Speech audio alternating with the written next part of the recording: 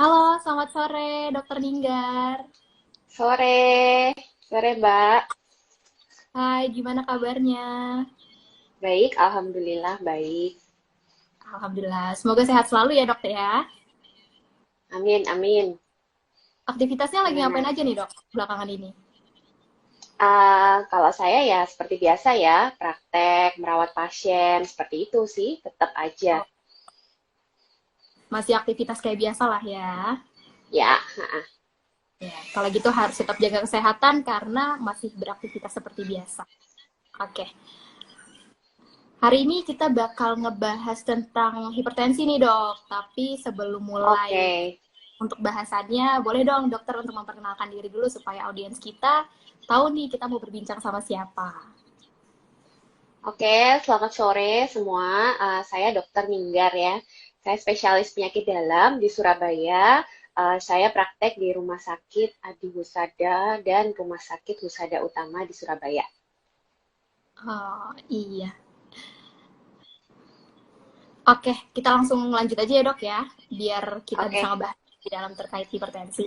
Oke, hari ini kita akan ngebahas seputar hipertensi, karena ternyata hipertensi ini biasa disebut dengan penyakit the silent killer ya dok, penyakit yang mungkin emang gak kelihatan, tapi sebenarnya berbahaya dan bahkan bisa menimbulkan resiko-resiko penyakit lainnya. Nah, sebenarnya apa sih yang dimaksud dengan penyakit hipertensi sendiri dok? ya, kalau penyakit hipertensi itu berarti tekanan darahnya melebihi normal.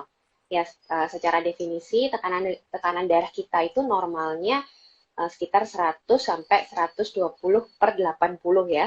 Kalau hipertensi itu sudah di atas 140 untuk tekanan atasnya, sistolnya, dan di bawahnya lebih dari 90 untuk diastolnya. Itu per definisi. Oh gitu.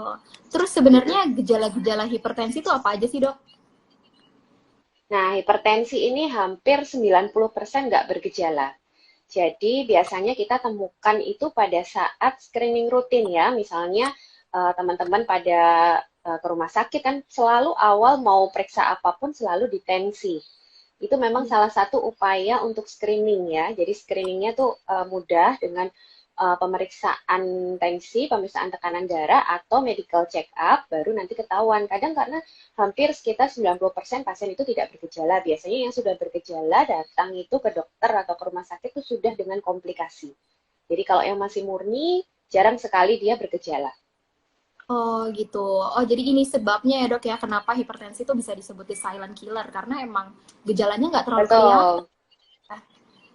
Mm-mm, Terus dok betul. mau tanya juga, kira-kira tekanan darah anak kecil, remaja, terus orang tua itu tuh batas-batasannya tuh beda-beda atau sama semua sih kayak yang tadi dokter bilang 100 sampai 120 untuk sistolnya kayak gitu. Ya, karena saya dokter penyakit dalam, kalau dari orang dewasa dengan orang tua aja agak berbeda targetnya ya, target tekanan darahnya agak berbeda, karena orang tua itu pembuluh darahnya sudah kaku. Jadi Hmm. otomatis dia pasti tensinya akan lebih tinggi. Jadi untuk target, misalnya target untuk tekanan darah juga jadi berbeda mulai umur 60 tahun.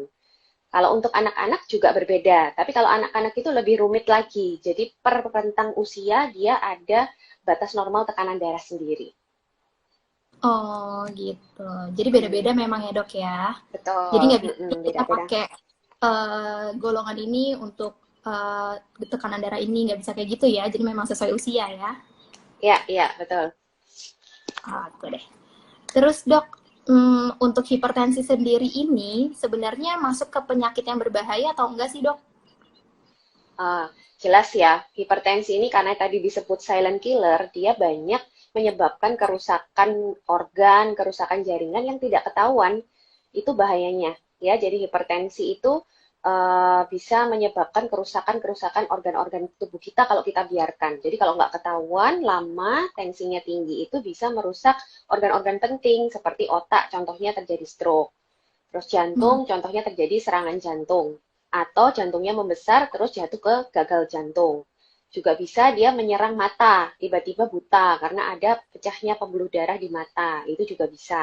Ke ginjal, bisa menyebabkan gagal ginjal kronis hingga pasiennya harus cuci darah. Itu banyak sekali karena hipertensi.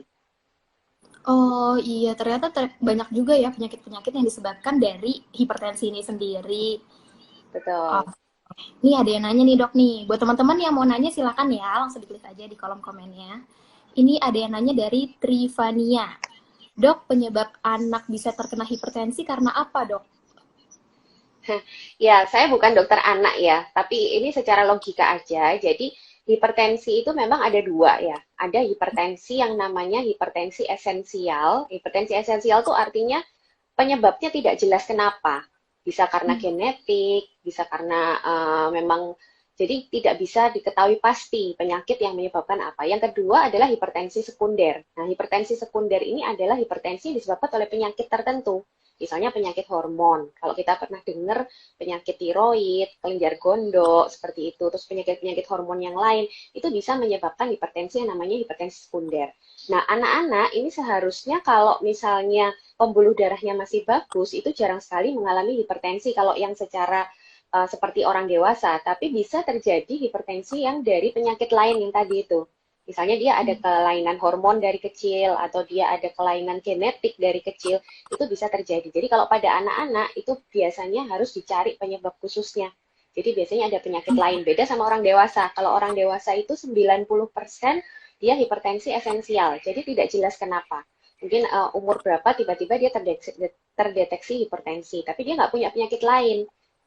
Jadi tiba-tiba Hmm. aja gitu muncul hipertensi, bisa jadi karena memang semakin bertambahnya usia, pembuluh darah kita juga semakin banyak polusi ya, mulai dari kolesterol, mungkin pola makan seperti itu. Hmm. Akhirnya lama-lama pembuluh darah kita juga terluka, lama-lama juga akhirnya pembuluh darah itu mengecil, mengeras. Nah, akhirnya terjadi hipertensi. Itu pada orang dewasa karena terkait memang waktu dan pola makan. Tapi kalau pada anak-anak kita harus cari penyebab khusus. Itu aja Oh sih bedanya. iya ya. Kalau gitu hipertensi bisa digolongkan sebagai penyakit genetik dong dok? Bisa, bisa. Sebenarnya bisa. Bukan genetik ya, tapi ada seperti bakat hipertensi, tapi tidak jelas penurunannya. Jadi bukan berarti kalau Hmm. orang tuanya hipertensi, anaknya pasti hipertensi. Itu belum tentu.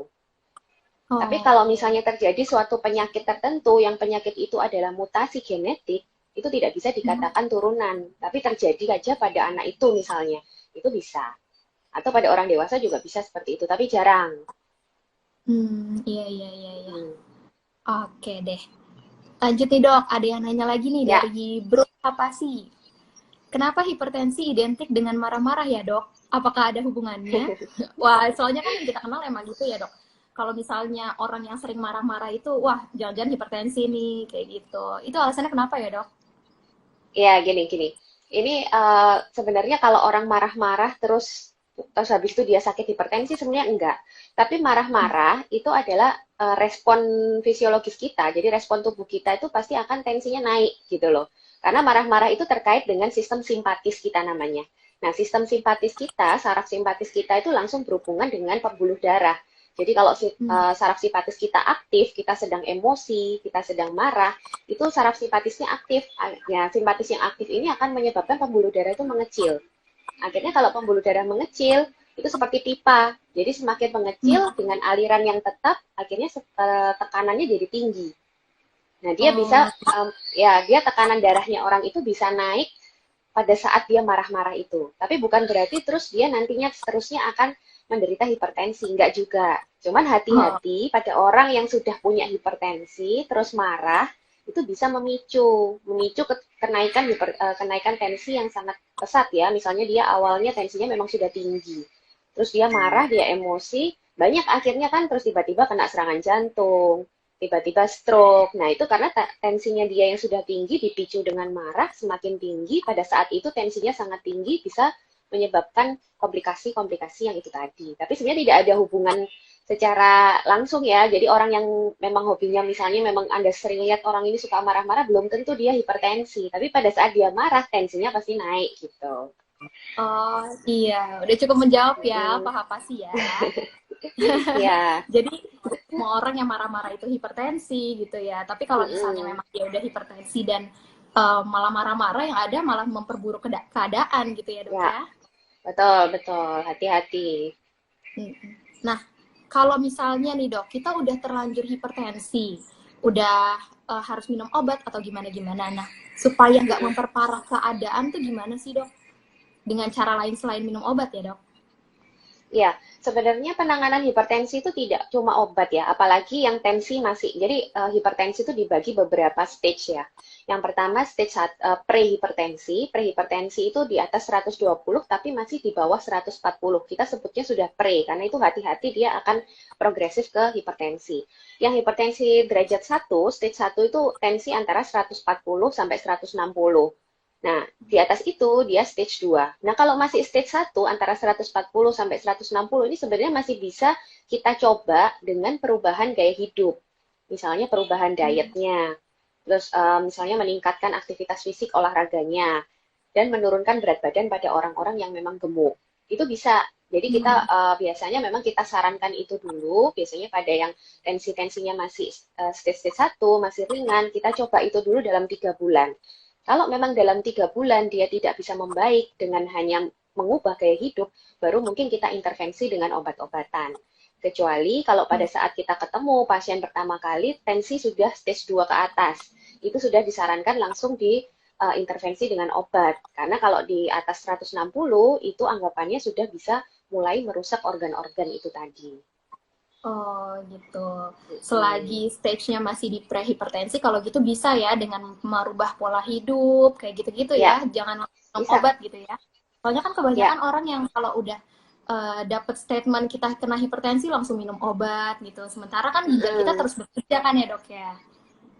Ya sebenarnya untuk ginjalnya itu tidak terkait dengan obatnya ya Mbak. Jadi bukan obatnya yang merusak ginjalnya, tapi justru tensinya. Ya, makanya jadi kita harus, kalau misalnya masih stage-stage awal, tensi masih derajat 1 atau prehipertensi, itu bisa diubah atau dicoba dengan pengubahan pola hidup tadi itu. Tapi kalau dibiarkan, tidak diminumkan obat juga, kalau misalnya sudah di atas 160, itu malah tensi yang tinggi ini yang bisa merusak ginjalnya. Jadi bukan obatnya sebenarnya. Iya, Gitu. iya, iya. Wah, kalau gitu complicated banget ya, Dok ya, ternyata terkait hipertensi ini. Terus nih Dok, ada pertanyaan lagi dari Putpati. Dok, kenapa seringnya orang tua tensinya sangat jauh perbedaan antara sistol dan diastol? Misalnya 100 per 50. Padahal tadi dokter bilang normalnya sekitar 100 sampai 120 per 80, ya kan? Kenapa tuh, Dok? Kalau orang tua justru yang sering adalah yang terjadi namanya isolated systolic hypertension. Jadi justru tensi sistoliknya yang tinggi, tapi diastoliknya kadang normal. Tensi sistolik itu yang duluan ya, yang 100-an ke atas itu pada orang tua memang cenderung tinggi. Karena tadi saya bilang pembuluh darah pada orang tua itu sudah tidak elastis. Jadi mereka cenderung pembuluh darahnya itu sudah kaku, kolagennya juga sudah turun ya, seperti kulit kita lah ya, sudah nggak kencang kan kalau orang tua. Jadi pembuluh darah itu kan juga terdiri, salah satunya ada jaringan ikat, jaringan kolagen juga. Jadi kalau sudah tua, lebih cenderung kaku. Nah karena kakunya itu, maka tensi sistoliknya itu bisa tinggi dibanding dengan diastoliknya. Jadi kadang memang perbandingannya sangat jauh. Betul itu, seperti itu. Oh iya. Gitu, sudah cukup menjawab ya. Tadi untuk Putpati. Oke deh. Terus nih Dok, kalau misalnya orang yang udah kena hipertensi tapi harus minum obat, biasanya kan minum obatnya harus secara berkala ya Dok ya, supaya tekanan darahnya itu nggak tinggi terus. Nah, kira-kira aman nggak sih Dok kalau misalnya penderita hipertensi itu melakukan detox dengan tujuan untuk membuang racun-racun sisa dari si obat yang mereka minum ini? Detoxnya dengan cara apa Mbak? Bisa dengan cara berpuasa atau dengan jus fasting mungkin, kayak gitu. Oh, sebenarnya nggak masalah ya. Jadi obat-obat ini kalau sudah diberikan itu sebenarnya tidak akan bersifat toksik sih, karena dia akan mengendalikan tekanan darah ya. Jadi nggak masalah. Justru puasa itu kan bisa mengatur pola makan. Jadi membantu justru untuk pengaturan tekanan darah dari segi pola makan. Jadi kayak mengatur kolesterol juga, bisa mengendalikan berat badan juga. Itu akhirnya membantu turunnya tensi juga. Jadi nggak masalah ya, asalkan memang obat, kalau memang sudah butuh obat itu tetap harus diminum rutin dulu. Sampai memang tekanan darah terkendali, baru nanti kita evaluasi lagi. Apakah bisa diturunkan pelan-pelan dosisnya. Karena sebenarnya obat-obatan itu bukan untuk menyembuhkan, tapi untuk mengontrol ya. Karena kalau tensi itu tinggi, tidak terkontrol, bahaya sekali untuk terjadinya komplikasi-komplikasi yang tidak terduga tadi. seperti Iya. stroke, serangan jantung. Itu kan komplikasi yang kita tidak bisa menduga kapan datangnya ya. Jadi tensi itu harus dikontrol. Jadi obat itu juga Hmm, penting untuk mengontrol tensinya. iya, bukan langsung menyembuhkan ya dok ya kalau gitu. Iya, Oke. Teman-teman buat yang mau nanya lagi seputar hipertensi, boleh nih langsung ditaruh di kolom komen ya, supaya bisa dijawab langsung sama dokter Ninggar. Oke, lanjut ada lagi nih dok, pertanyaan dari audiens. Dok, apakah benar membatasi garam itu sudah cukup untuk menurunkan hipertensi? Nah, gimana tuh dok? ya, pertanyaan yang bagus ya. Jadi memang hipertensi itu terkait sekali dengan garam, tapi sebenarnya lebih ke natrium ya. Natrium karena natrium itu tidak hanya ada di garam, tapi pada Hmm. makanan-makanan kalengan atau makanan-makanan seperti yang tinggi micin itu juga tinggi natriumnya. Jadi tidak selalu garam. Ya, dan memang Hmm. benar kalau misalnya pasien hipertensi itu harus membatasi asupan natrium termasuk garam. Itu betul, tapi itu hanya salah satu faktor dietnya ya. Jadi diet pada hipertensi itu ada yang pernah kalau pernah tahu dengar namanya DASH ya. Jadi diet approach to stop hypertension. Ini diet pada orang-orang hipertensi yang sudah diteliti secara ilmiah. Jadi ada beberapa makanan yang memang dianjurkan pada orang-orang hipertensi untuk mengendalikan tekanan darahnya. Ini salah satu proses untuk mengubah pola hidup. Nah, diet DASH itu prinsipnya adalah salah satunya memang mengurangi garam atau natrium, itu salah satu. Yang lainnya itu justru meningkatkan komposisinya antara sayur dan buah dibandingkan daging. Jadi memperbanyak sayur dan buah, lalu mendikitkan porsi daging merah. Daging terutama daging tidak boleh daging yang berlemak. Tapi bukan berarti nggak boleh. Daging itu boleh, lemak juga boleh. Cuma porsinya itu dibandingkan sayur dan buah jauh lebih sedikit. Karbohidrat Hmm. pun yang dipilih adalah karbohidrat yang tinggi serat. Ya, itu memang salah satu komponen dari diet untuk orang hipertensi. Gitu. Oh, gitu.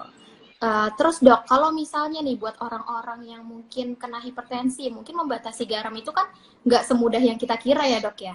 Apa mungkin kita beli makanan kita nggak tahu kandungan garamnya itu berapa. Kalau kita masak pun, kalau bukan kita yang masak sendiri, kita juga nggak bisa tahu kira-kira garamnya itu seberapa banyak. Nah, gimana cara mempermudah kita untuk bisa membatasi konsumsi garam itu sendiri dok? Ya, kalau memang kata Mbaknya tadi benar bilangnya ya. Jadi kalau kita beli makanan agak sulit memang kita mengontrol.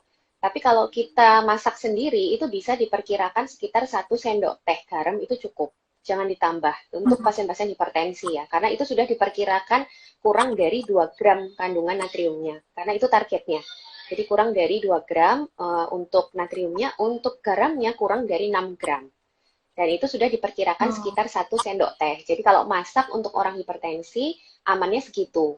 Mungkin memang tidak terlalu enak sekali ya, seperti orang-orang yang lain, seperti makanan-makanan yang enak itu. Tapi itu cukup, cukup. Tapi tidak terus yang rasanya benar-benar hambar, enggak. Cuma ya tidak yang benar-benar enak. Dan jangan ditambahkan penyedap ya, karena micin itu juga mengandung natrium. Ya, gitu. Iya, iya.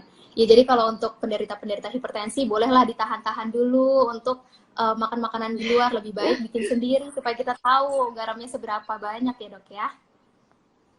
Iya, apalagi junk food itu tinggi sekali natriumnya, kandungan natriumnya. Junk food itu hati-hati. Nah itu, susahnya orang Mm-mm. milenial itu gitu dok. Sekarang kan junk food di mana-mana, jadi lebih gampang juga untuk ngambil atau apa untuk mengaksesnya. Jadi kebanyakan orang-orang suka junk food ya dok ya. Padahal Iya, benar-benar. bikin hipertensi. Betul, betul. Ini ada pertanyaan lagi nih dok, dari Nah, Niasti. Kenapa kalau ibu hamil tekanan darahnya cenderung lebih tinggi di saat hamil dibandingkan sebelum hamil? sebenarnya kalau secara normal enggak ya. Justru hipertensi pada kehamilan itu harus diwaspadai. Harusnya kalau Hmm. pada orang hamil justru tensinya itu cenderung normal atau rendah. Harusnya. Tapi kalau sampai tinggi, ini harus hati-hati. Kalau sampai di atas 140, ini hati-hati ada hipertensi dalam kehamilan. Meskipun belum tentu berbahaya, bisa saja hanya hipertensi yang memang muncul saat hamil, tapi yang kita takutkan itu yang namanya preeklamsi kan.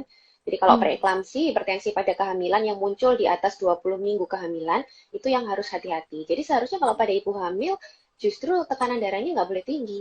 Ya mungkin ini anggapannya kurang kurang benar ya. Jadi kalau ibu Oh, hamil tekanan darahnya tidak cenderung lebih tinggi. Tapi kadang kalau lebih tinggi bisa yang namanya hipertensi yang memang khusus tiba-tiba muncul aja pada saat kehamilan. Asalkan itu tidak berkelanjutan atau tidak disertai gejala-gejala lain, itu tidak masalah. Tapi tetap harus dikonsultasikan ke dokter kandungannya ya. oh iya. Tuh. Terus tadi kan dokter sempat bilang ya kalau misalnya kehamilan justru sebenarnya lebih banyak yang punya tekanan darah lebih rendah. Itu alasannya kenapa, Dok? Hmm.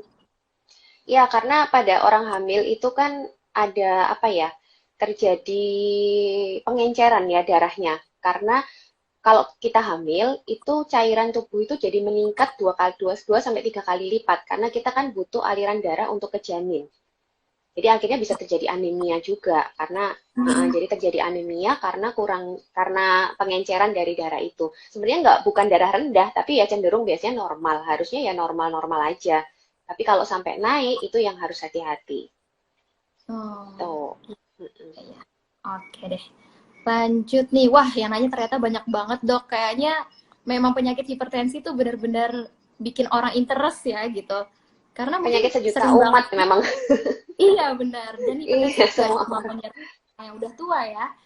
Justru anak-anak Mm-mm. muda, anak kecil juga ada yang kena hipertensi. Makanya nih banyak banget yang nanya. Oke, kita Ya. pilih pertanyaannya.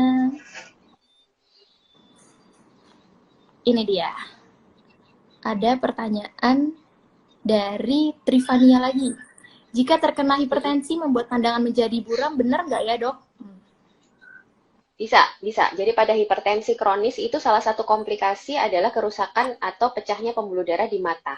Itu bisa terjadi. Kalau sudah terjadi pecah pembuluh darah seperti itu, bisa pandangannya kabur. Jadi harus segera ke dokter mata ya. Karena itu kalau ada Hmm. perdarahan di situ kan perdarahannya harus diatasi. Bisa.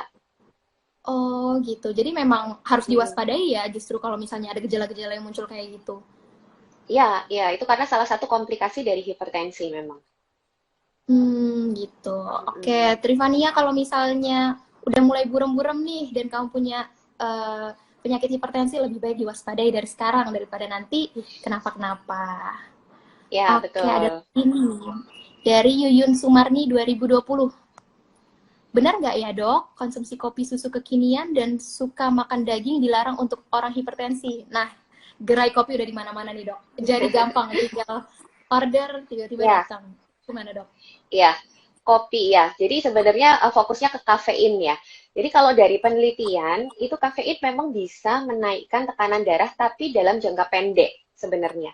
Jadi dikatakan setelah kita minum kopi, ada beberapa orang yang sensitif ya, ini tidak semua, itu tensinya bisa naik dalam 3 jam ke depan setelah minum kopi. Itu memang ada penelitiannya. Jadi bisa terkait, cuma untuk jangka panjangnya, apakah minum kopi terus nanti lama-lama orangnya hipertensi, itu belum terbukti. Hmm. Jadi ya kalau kalau begitu kesimpulannya ya selama tensinya masih normal, kalau memang hobi minum kopi, ya menurut saya nggak apa-apa. Cuma kalau misalnya mau periksa nih, misalnya mau periksa, mau screening darah tinggi, misalnya jangan minum kopi sebelumnya, karena nanti pada saat diukur seolah-olah tekanan darahnya bisa naik.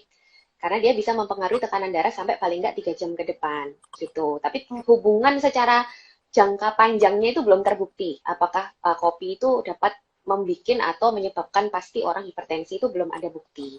Terus tadi yang kedua apa? Daging ya. Iya. Nah, daging tidak dilarang, cuma memang pada orang hipertensi tidak boleh pilih daging-daging tertentu ya. Jangan daging yang berlemak pastinya.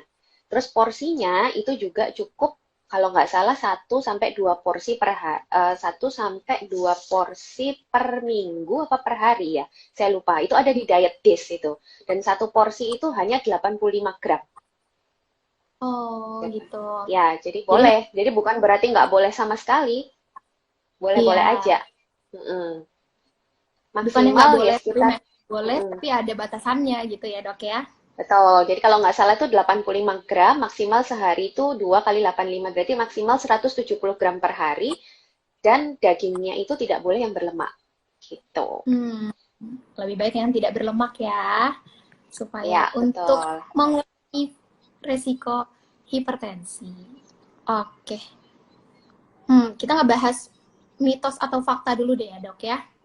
Jadi Boleh. seminggu ini kan kita udah mulai ngasih tahu nih kalau kita bakal ngomongin seputar hipertensi bersama Dokter Ninggar. Nah, ternyata banyak banget nih fakta mitos yang diketahui sama orang-orang sekitar, tapi kita masih belum tahu itu sebenarnya benar atau enggak gitu. Nah, konsumsi minuman isotonik bisa menguntungkan penderita hipertensi. Sebenarnya bisa nggak tuh, Dok? Kok nggak ada ya? Kayaknya kok saya belum pernah baca. Belum pernah baca hubungannya atau sesuatu yang menguntungkan ya. Itu nggak ada, karena di diet gas itu juga tidak termasuk minuman itu. Berarti memang belum terbukti. Tidak ada hubungannya Oh, belum mungkin. terbukti ya, Dok. Mm-mm. Meskipun kandungannya mungkin tinggi kalium atau gimana-gimana itu enggak ya? Belum, itu yang sudah terbukti adalah kandungan kalium di buah ya, karena kan itu murni. Takutnya kalau di minuman Oh, itu tetap ada campurannya kan ya, kita nggak tahu. Tapi kalau di buah itu memang dianjurkan karena buah itu tinggi kalium ya. Dikatakan kalium itu bisa melawan efek dari natrium. Itu logikanya. Tapi yang terbukti selama ini masih buah-buahan gitu. hmm. Jadi kalium Mm-mm. murni yang memang didapati dari buah gitu ya, Dok ya? Ya, betul. Ha. Nah, lebih baik kalau gitu konsumsi buah-buahan segar dibandingkan minum minuman isotonik yang mungkin ada mitos-mitos yang bilang kalau misalnya konsumsi itu sangat menguntungkan buat penderita hipertensi. Lanjut Mm-mm. nih, Dok, mitos atau fakta sayuran hijau Ya. bisa jadi penyebab naiknya tekanan darah? Nah, ini mungkin malah kebalik ya. Justru sayuran-sayuran hijau berdaun itu dikatakan bisa membantu penurunan tekanan darah. Bahkan sudah ada penelitiannya dan sudah direview. Jadi penelitiannya memang sudah besar, sudah banyak. Itu kalau sayur hijau yang berdaun itu contohnya ya, seperti apa namanya kubis, bayam, seperti itu. Itu kalau dikonsumsi sekitar 4 sampai 5 porsi per hari, itu justru menguntungkan dan bisa menurunkan tekanan darah. Jadi dikatakan seperti Oh, itu, termasuk dalam salah satu diet DASH juga. hmm. Jadi justru Cuman hati, membantu ya. Hmm. ya, cuman hati-hati di pengolahannya. Jadi di sini Hmm. kita bicara sayurnya itu adalah sayur yang masih fresh. Nah, nanti kalau diolah, hati-hati pengolahannya, karena dari pengolahan nanti bisa menambah natrium juga. Biasanya sayur ini memang nanti jebakannya ya, jebakannya itu di pengolahan. Seolah-olah makan sayur aja, tapi kok tensinya naik. Ternyata pengolahannya kurang baik. Mungkin garamnya terlalu banyak, mungkin masih mengandung natrium. Nah itu. Tapi kalau sayur freshnya sendiri, itu sebenarnya bagus. Dan sudah memang terbukti menurunkan tekanan darah, terutama sayur-sayur hijau yang berdaun. Kayak gitu, Mbak. Oh, iya, iya, iya. Tuh, jadi ternyata sekarang kita udah bisa tahu nih mana yang mitos, mana yang fakta. Berkat Dokter Ninggar. Wah, banyak Oke. banget nih yang datangnya. Ada lagi nih, Dok, yang nanya. Bener-bener banyak banget ternyata yang nanya hari ini. Oke. Dari Karin NT. Sering Oke. begadang bisa bikin hipertensi nggak ya, Dok? Wah, buat anak Ya, muda nih. bis Anak muda, pekerja, ibu-ibu yang baru melahirkan kan biasanya begadang ya. ya benar. Begadang ini nanti terkaitnya dengan stres ya. Stres itu di dalam jangka panjang itu bisa yaitu tadi memicu saraf simpatis yang berlebihan. Lama-lama juga akan bisa membuat terjadinya hipertensi memang. Jadi kalau begadang itu salah satu bagian dari stres karena dia juga ada kurang tidur. Padahal kalau kita tidur itu kan dibutuhkan yang namanya hormon melatonin ya. Hormon Hmm. melatonin saat kita tidur itu kan keluar, di mana hormon melatonin itu adalah salah satu antioksidan penting di dalam tubuh kita. Jadi kalau kita begadang, mungkin hormon melatoninnya juga tidak banyak yang keluar. Antioksidan itu kan fungsinya juga memperbaiki kerusakan-kerusakan sel. Nah, akhirnya karena kurang antioksidan, terjadi stres oksidatif juga di dalam tubuh kita. Nah, itu juga bisa salah satu menyebabkan hipertensi. Seperti itu. Bisa, bisa, Oh, bisa banget. Tapi gitu. tidak langsung ya. Maksudnya kalau cuma kayak ibu-ibu yang habis melahirkan, begadang, terus nanti langsung hipertensi, enggak. Jadi untuk faktor kehipertensinya tuh sebenarnya banyak ya nggak cuma Hmm. satu dan ada faktor bakat juga belum tentu orang ini juga meskipun begadang terus nantinya langsung hipertensi belum tentu orang yang tidak begadang juga hipertensi juga ada jadi faktornya Oh, banyak banget ya. ya. Kalau gitu ini faktor secara tidak langsung lah ya, Dok ya, yang bisa Mm-mm. mendukung terjadinya hipertensi gitu ya. Betul iya betul. Kalau boleh sih lebih baik nggak begadang, Kak Karin, karena kan kita juga butuh waktu untuk istirahat ya kan, dan sesuai Iya anjuran itu benar kan kita harus tidur sekian jam per hari, jadi bisalah kalau bisa nggak usah begadang gitu. biasanya kalau habis melahirkan ini itu pasti begadang. Auto ya, Oke. karena anaknya kan Mm-mm. bangun. Betul. Ini sebentar. Mm-mm. Ini ada pertanyaan lagi Kepotong nih, Dok. kayaknya. Iya, tapi kepotong. Oke, kita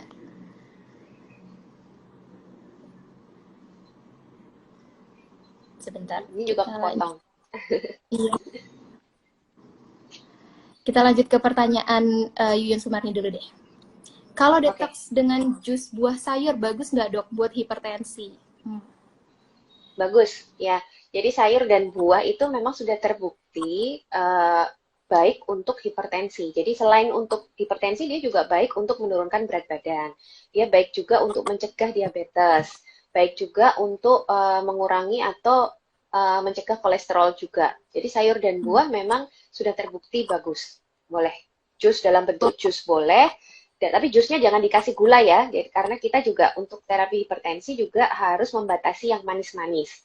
Jadi jus murni yang alami atau buah-buahan alami itu boleh. Hmm. Kalau gitu justru bagus tuh kalau detox dengan jus buah dan Mm-mm. sayur, ya Dok ya. Ya, betul. Hmm. Oke. Next ada pertanyaan dari Hafiza Anissa. Dok, Mm-mm. kalau pakai garam rendah natrium sejenis Nutrislim, apakah bagus untuk yang hipertensi? Terus terang saya belum tahu ininya ya, barangnya atau produknya natriumnya berapa. Pokoknya target kita kalau untuk pasien-pasien hipertensi itu natriumnya kalau bisa kurang dari 2 gram per hari. Jadi Oh, konsumsinya tuh tidak boleh lebih dari. Jadi dilihat aja kalau dia adalah natrium atau garam yang sintetis, itu lebih baik jangan ya, karena sintetis tuh biasanya ada campurannya. Sama seperti makanan-makanan hmm. kaleng, itu kan juga ada campurannya, natriumnya juga tinggi-tinggi. Nggak apa-apa, coba dilihat aja dulu komposisinya apa. Kalau memang kandungannya rendah natrium tuh benar-benar di bawah 2 gram, dan dia tidak ada campuran-campuran lain yang berbahaya, monggo nggak apa-apa dicoba. Oh gitu. Asal sesuai anjuran lah Mm-mm. ya, seperti tadi 2 gram, Ya, itu betul. dengan dokter, itu nggak masalah, mereknya mau apa gitu ya. Iya, Oke deh. Lanjut nih dok, ada dari Misela Rumende. Dokter, iya. kenapa orang yang kena hipertensi nggak boleh makan santan? Iya, betul. Santan itu salah satu lemak yang kurang baik ya.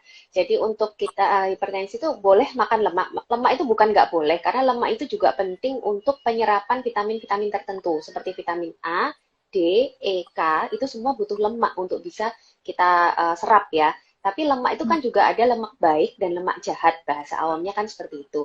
Nah, kalau santan ini termasuk yang lemak jahat.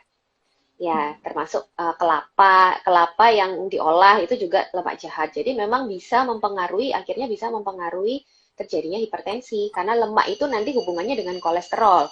Di mana kolesterol itu nanti kalau menempel di pembuluh darah, itu akan terjadi kerusakan pembuluh darah yang memicu nantinya terjadi hipertensi. Gitu. Oh gitu. Tuh, sudah cukup menjawab ya, Meisela. Ini pertanyaan selanjutnya. Kalau semacam Himalaya Salt gitu aman nggak dok? Ini pertanyaannya nggak jauh beda sama Kak Hafiza Anissa tadi nih. Ya, jadi intinya garam itu pasti ada natriumnya. Yang penting kita berikan dengan jumlah natrium yang sesuai, itu nggak masalah. Jadi nanti saya kurang tahu komposisi pastinya Himalaya Salt itu natriumnya berapa. Kalau memang natriumnya bisa diberikan dengan sama kurang dari 2 gram, ya boleh dipakai. Tapi tidak lebih baik ya, garam biasa pun nggak masalah sebenarnya, asalkan kita berikan dengan jumlah yang sesuai. Prinsipnya dari jumlahnya aja. Gitu. Oh gitu. Jadi lebih baik Mm-mm. ya kuantitasnya ya dok ya. Mm-mm.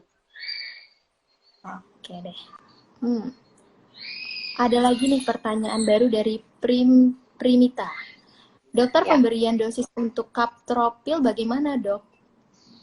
Oh, ini obat darah tinggi ya. Kaptopril itu diberikan 3 kali pasti. 3 kali. Biasanya kalau untuk darah tinggi, kita berikan dosis yang rendah dulu. Nanti terus kontrol, lalu dilihat. Responnya kan tiap orang beda-beda. Kalau memang masih belum terkontrol, bisa dinaikkan dosisnya. Tapi pemberiannya 3 kali sehari. Oh, 3 kali sehari. Dan itu harus Mm-mm. diminum selalu ya, Dok? Ya, kalau kaptopril itu memang aturan minumnya 3 kali. Jadi kalau diberikan kaptopril ya harus diminum 3 kali sehari. Tapi sekarang banyak kok Hmm. obat-obat hipertensi yang aturan minumnya cuma 1 kali sehari, itu banyak juga. Ini hanya salah satu pilihan aja. Biasanya kaptopril itu di puskesmas selalu ada. Karena dia memang murah dan bisa tersebar luas di Indonesia. Jadi memang salah satu obat yang selalu ada di mana-mana memang. Tapi ya masih 3 kali pemakaiannya. Oh, gitu. Gitu. Iya, iya, iya. Sudah cukup menjawab ya, Kak Primita. Wah, ini pertanyaannya tuh makin banyak banget nih. Kita pilih-pilih lagi ya. Pin komen. Oke. Sebentar, kita masih pilih pertanyaannya.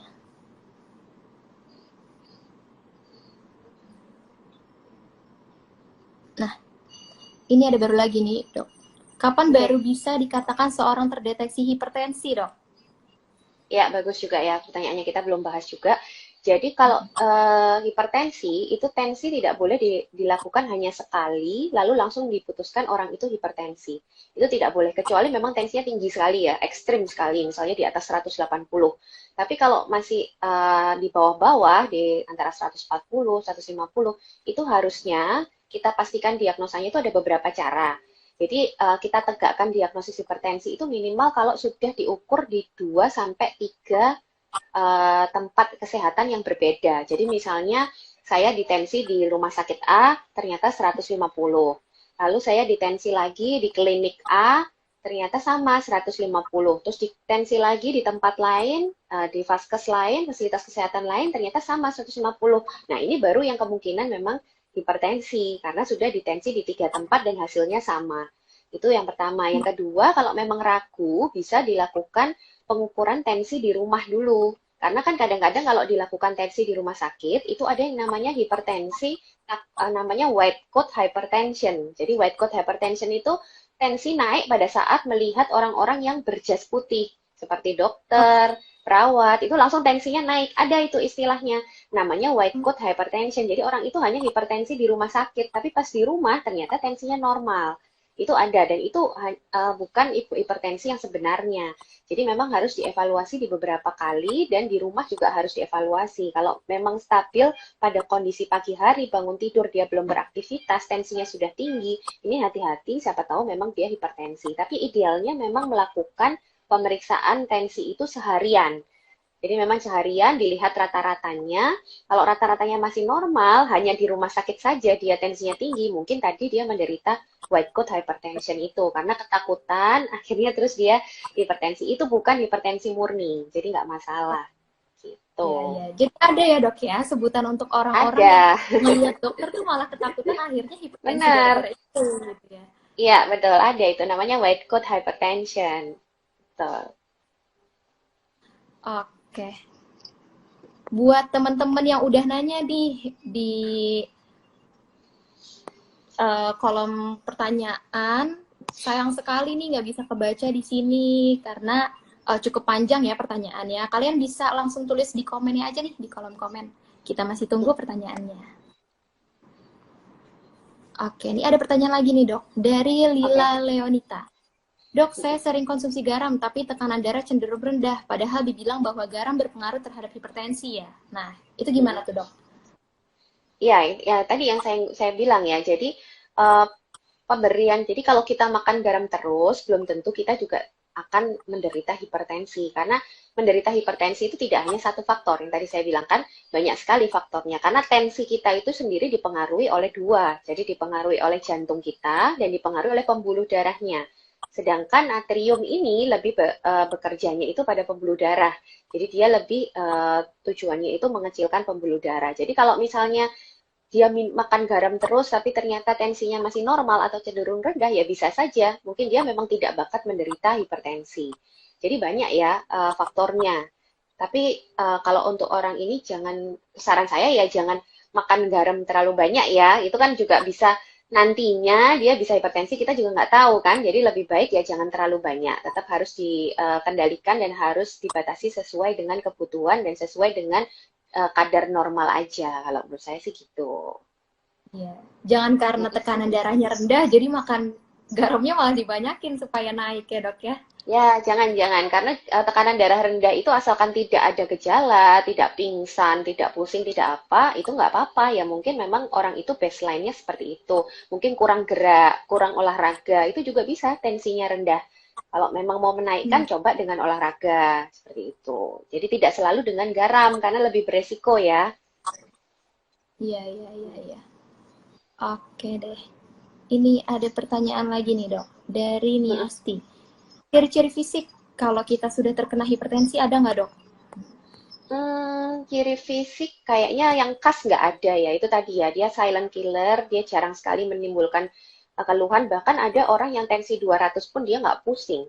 Itu ada. Wow. Jadi, ya, makanya jadi kita lebih sering hipertensi ini kita screening. Jadi bukan orang baru bergejala baru kita periksa, enggak. Jadi hampir di semua tempat pasti ada screening tekanan darah. Tujuannya karena memang kalau bisa kita menyaring penderita-penderita yang masih ringan. Kalau sudah terlanjur berat, sudah tensinya sudah ekstrim, sudah tinggi sekali, pertama mungkin sudah ada gangguan di organ-organnya dia. Jadi nanti pengendaliannya juga akan lebih sulit kan? Seperti itu. Jadi nggak ada sih ke klinis khusus yang kita lihat orang itu langsung kita bisa bilang, oh kamu hipertensi ya. Itu nggak ada. Bahkan pusing pun itu bukan gejala yang khas. Karena ada yang tensi tinggi pun nggak pusing orangnya. Gitu. Oh, iya, iya, iya, iya. Benar. Terus dok, kalau misalnya buat Mm -mm, orang hipertensi, mereka mm kan -mm. mau juga nih berolahraga. Kira-kira olahraga apa sih yang paling aman buat penderita hipertensi? Gitu. Ya, betul. Jadi kalau olahraga pada orang hipertensi ini disarankan yang aerobik ya. Aerobik dengan intensitas yang ringan sampai sedang aja. Intensitas ringan sampai sedang itu kalau dihitung cukup mencapai nadi 50 sampai 70% dari nadi maksimal. Nadi maksimal kita itu bisa dihitung dengan 220 dikurangi umur kita. Misalnya umur kita 60, nah 220 dikurangi 60 kan 160. Berarti kita olahraga maksimal sampai nadi kita segitu aja, jadi jangan lebih. Seperti itu. Nah, jadi kalau intensitas terlalu berat itu tidak disarankan. Dan yang penting harus rutin. Jadi jangan cuma olahraga seminggu sekali. Disarankannya itu 30 sampai 45 menit, 3 sampai 5 kali per minggu. Total 150 menit. Ya, aerobik itu Oh, yang jalan ya, jadi bisa jogging gitu ya, bisa bersepeda, bisa jalan cepat. Nah, seperti itu. Itu disarankan tidak cuma untuk hipertensi, jadi dia juga bisa membantu untuk orang-orang diabetes, untuk orang-orang yang kolesterol tinggi, itu hampir sama konsep untuk aktivitas fisiknya, seperti itu. iya. Jadi kalau gitu lebih baik olahraganya yang ringan-ringan aja tapi rutin dibandingkan yang ekstrim tapi Betul. minggu Hmm. sekali kayak gitu ya, yang ada Iya, bikin kaget ya. memang memang nggak boleh kalau terlalu ekstrim justru tidak baik untuk kesehatan. Kalau terlalu ekstrim kecuali yang atlet ya, atlet itu kan beda staminanya. Kalau atlet memang dia punya target tertentu, pasti dia juga sudah ada penanganan tertentu. Tapi kalau kita orang biasa untuk menjaga stamina cukup intensitas ringan sampai sedang aja. Tuh. Hmm. Iya, ada yang langsung nanya nih dok. Kalau jarang Hmm. olahraga bisa bikin hipertensi juga nggak dok? Dibalik nih Nah, jadinya. ini jadi itu juga kemungkinan yang bukan satu-satunya. Jadi kalau jarang olahraga ini kan takutnya nanti lebih ke ini ya, lebih ke obesitas, kegemukan, terus kolesterol tinggi. Nah, ini akan berhubungan juga dengan terjadinya hipertensi. Jadi nggak langsung sih sebenarnya. Jadi tidak terus jarang berolahraga terus pasti hipertensi juga enggak. Jadi banyak yang faktor-faktor lainnya itu tadi. Nah, tapi bisa terkait dengan akhirnya orangnya jadi gemuk kan, yaitu gemuknya itu nanti yang akan memicu terjadinya hipertensi. Oh, itulah mengapa Hmm. kita sering ngelihat kalau orang-orang yang obesitas itu memang cenderung hipertensi ya dok ya. Ya, betul. Mungkin dulunya dia jarang Hmm. olahraga juga, jadi makan sama makanan energi yang tidak masuk dengan energi yang keluar jadi nggak seimbang kan. Mungkin lebih banyak yang dia makan, dia kurang olahraga, akhirnya digemuk. Nah, gemuk terus terjadi Iya. hipertensi bisa. Mm-mm. Hmm. Terus dok, kalau misalnya kita udah Mm-mm. kena hipertensi setelah screening, Mm-mm. masih bisa sembuh nggak sih dok sebenarnya? Atau bisa kembali normal tensinya seperti awal gitu lagi nggak sih dok?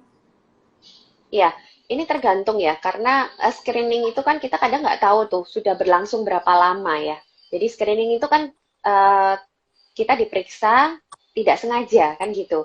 Kalau misalnya memang itu baru terjadi, memang pasti hipertensi. Tapi jangan lupa hipertensi itu harus diperiksa di beberapa tempat ya. Jadi satu tempat pun, hanya satu tempat kita belum bisa menyimpulkan dia hipertensi. Jadi kalau sudah dipastikan memang dia hipertensi, selama ini bisanya terkontrol ya. Kalau sampai untuk normal lagi, itu jarang. Karena kalau hipertensi itu sudah terjadi perubahan di pembuluh darahnya.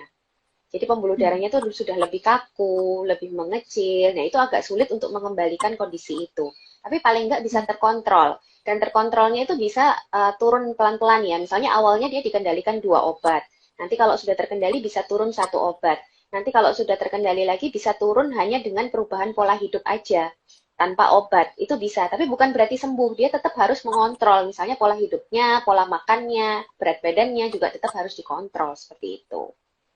Oh, gitu. Iya, jadi tergantung sama kondisi orangnya juga ya. Iya. Oke. Ini ada yang nanya lagi nih, Dok. Dari Cailanio. Izin bertanya, Dok.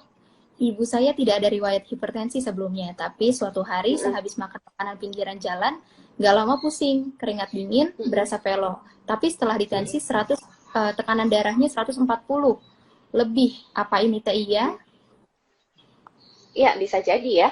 Bisa jadi ibunya usia berapa. Kalau usia sudah di atas 60, itu biasanya memang sudah cenderung pembuluh darahnya kaku, seperti yang saya bilang tadi. Atau mungkin ada kolesterol tinggi yang belum terdeteksi, karena faktor usia itu biasanya ada. Jadi kalau sudah terjadi satu kali seperti ini, lebih baik segera berobat. Jadi dicari faktor resikonya apa. Kalau memang faktor resikonya misalnya ketemu, entah itu kolesterol, diabetes mungkin, atau darah tinggi, ya harus segera diobati. Karena TIA ini pengingat. Jadi TIA ini seperti alarm akan terjadi stroke di masa depan. Jadi jangan sampai terjadi, justru kalau TIA ini berarti sudah diperingatkan. Ini yang harus dicari. Nanti kalau memang ketemu langsung diobati untuk faktor-faktor resikonya. Gitu. Oh, gitu. Jadi harus ditelusuri ya, Dok ya. Itu kira-kira kalau dari mana gitu ya. Oke. Datang lagi pertanyaan dari Mami_Puspa. Kalau Bumil sering kambuh kolesterol tinggi, pakai apanya, Dok? Biar cepet turun kolesterolnya. Waduh. Jadi nyambung ke kolesterol. Bumil ya. Kalau orang hamil itu setahu saya memang harus agak tinggi kolesterolnya karena dibutuhkan untuk janinnya. Jadi sepengetahuan saya kalau memang kadar kolesterolnya tidak yang ekstrim tinggi sekali itu tidak diobati. Jadi nanti dilihat setelah melahirkan apakah masih tetap segitu. Baru nanti pertimbangan diobatinya setelah melahirkan. Karena kalau hanya naiknya pada saat hamil itu sebenarnya bukan kambuh, tapi memang dia dibutuhkan. Orang hamil itu cenderung kolesterolnya memang lebih tinggi karena dibutuhkan untuk perkembangan janinnya. Justru jangan diobatin harusnya. Asalkan nggak ekstrim ya, nggak ekstrim sekali, nggak apa-apa. Iya, benar-benar sekali. Masih ada yang nanya nih, Dok. Jenis sayuran hijau seperti apa yang baik dikonsumsi untuk penderita hipertensi? Mungkin masih percaya dengan kalau misalnya makanan-makanan seperti sayuran hijau tuh bisa menimbulkan hipertensi gitu, Dok.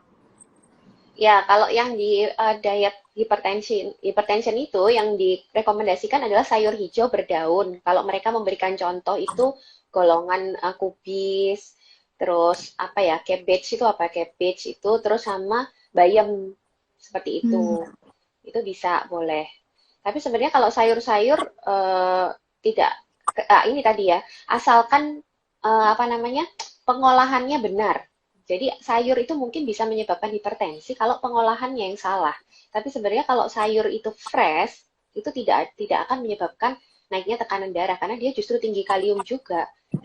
Tapi kalau pengolahannya mungkin cara masaknya salah, garamnya terlalu banyak, micinnya terlalu banyak, akhirnya bisa terjadi hipertensi juga meskipun yang dimakan adalah sayur. Tapi pengolahannya yang salah bukan sayurnya gitu. Oh iya. Jadi lebih ke pengolahannya yang harus diperhatikan nih. Ya, betul. Bukan hanya sayur-sayurannya aja gitu ya. Ya. Ada lagi nih, Dok, pertanyaan. Apakah anak-anak beresiko tinggi terkena hipertensi? Nah, ini saya kurang tahu ya. Soalnya saya bukan dokter anak, tapi ya tadi tuh kalau menurut saya kalau sampai ada anak yang hipertensi itu harus dicari penyebabnya. Karena seharusnya pembuluh darah pada anak-anak itu masih baik. pastikan dia juga belum ada kolesterolnya, dia hidup juga masih berapa tahun dibandingkan orang yang sudah puluhan tahun makan makanan yang tidak sehat. Jadi kalau sampai ada hipertensi, berarti ada penyakit lain. Ya ini yang harus dicari. Tapi kalau prevalensinya banyak atau enggak, menurut saya enggak banyak Oh, dibanding orang dewasa. Jadi tidak banyak kalau anak-anak. oke. Kecuali mungkin kalau anaknya gemuk ya, obesitas, itu resiko mungkin. Kalau obesitas ya dok Hmm. ya. Iya, sama kayak dewasa juga ya, obesitas. Tapi kalau nggak obesitas, harusnya kalau kalau memang dia normal-normal aja, jarang, kecuali memang ada penyakit khusus. Itu yang harus dicari penyakitnya apa. Oke. Oh iya dokter, aku juga mau Ya, bilang makasih banget karena dokter Ninggar udah mau menyempatkan waktunya untuk berbagi pengetahuan ke kita semua. Semoga sehat selalu ya dokter. oke, Semangat untuk makasih Mbak. aktivitasnya. Ya. Dan salam sehat dari kita, Ya, oke, Iswa. thank you. Terima kasih dokter. Ya, bye-bye.